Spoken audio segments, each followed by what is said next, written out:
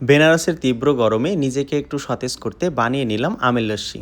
যদিও আমার সত্যিই জানা নেই আম লস্যি কীভাবে বানায়, তাই আমি বানিয়েছি একদমই নিজের মতো করে। বেনারসে ফেরার ভিডিও তো আপনারা অনেকেই দেখেছেন। ফিরেই আমি লেগে পড়েছি রুম পরিষ্কার করার কাজে। একে একে রুম ঝাড়ু দিয়ে ফ্রিজ এবং ফ্লোর পরিষ্কার করেছি। ভেবেছিলাম স্নান শেষে জামাকাপড়গুলো শুকাতে দিয়ে একটু রেস্ট নেব, তবে মাথায় এলো দেশ থেকে আসার সময় মায়ের দেওয়া আম্রপালি আমের কথা। তাই ভেবেই নিলাম আমের লস্যি করা যাক। হোস্টেল ক্যান্টিনে গিয়ে মিষ্টি দই পাইনি, তাই টক দই নিয়ে এসেছি। আর আম লস্যি বানানোর জন্য আমার কাছে আছে আম্রপালি আম, টক দই, দেশ থেকে আনা লিচু ফুলের মধু আর জল। জানি না এগুলো দিয়ে কেমন লস্যি বানানো সম্ভব, তবে এক্সপেরিমেন্ট করা যেতেই পারে।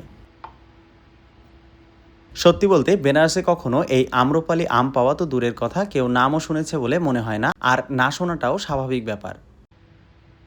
এখানকার বাজারগুলোতে 90% আমই থাকে ল্যাংড়া আম, তাও আবার প্রতি কেজি 70 থেকে 80, কখনো বা 100 রুপিতে বিক্রি হয়। সেই তুলনায় আমাদের দেশের প্রতিটা জেলা অন্তত ফল ফুল শাকসবজিতে সমৃদ্ধ, আর দামও থাকে হাতের নাগালে।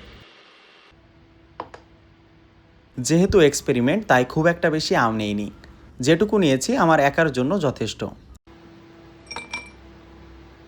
দেখতে অনেক সুন্দর লাগছে, তাই আশা করি খেতেও ভালো হবে। আপনারাও আপনাদের আম লস্যি তৈরির পদ্ধতি আমাকে জানাতে পারেন।